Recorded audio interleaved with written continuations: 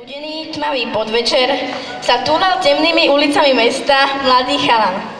Pri sebe mal zlatú kreditku, ktorú často využíval, a tučné konto.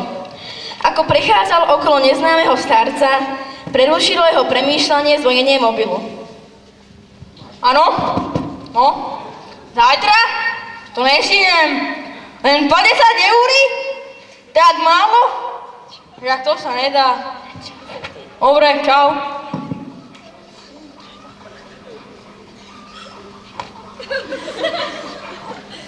No? Áno? Áno?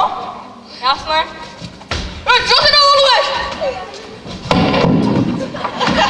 Dani!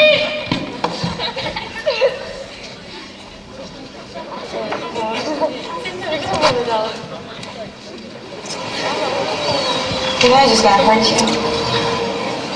You know I'm only gonna break your heart, right? You want it back. Bring it on.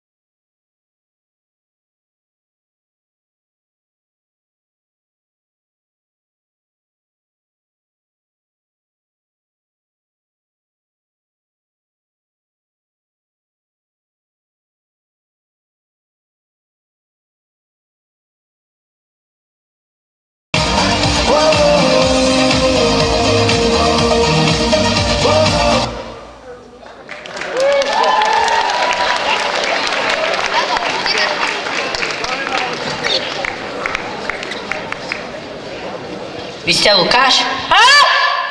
Máme pre vás odkaz od našej triednej. Raz, dva. Ahoj, Lukino, ukradol si peňaženku, preto nedostaneš darčeky od Ježiška. Posielam na pomienku, pam. Alečku, nemáte?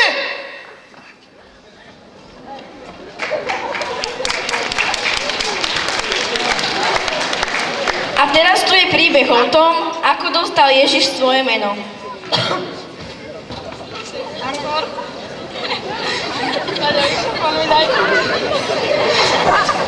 No, Jozef, keď už máme to dieťa, mali by sme ho nejak pomenovať. Bohumil.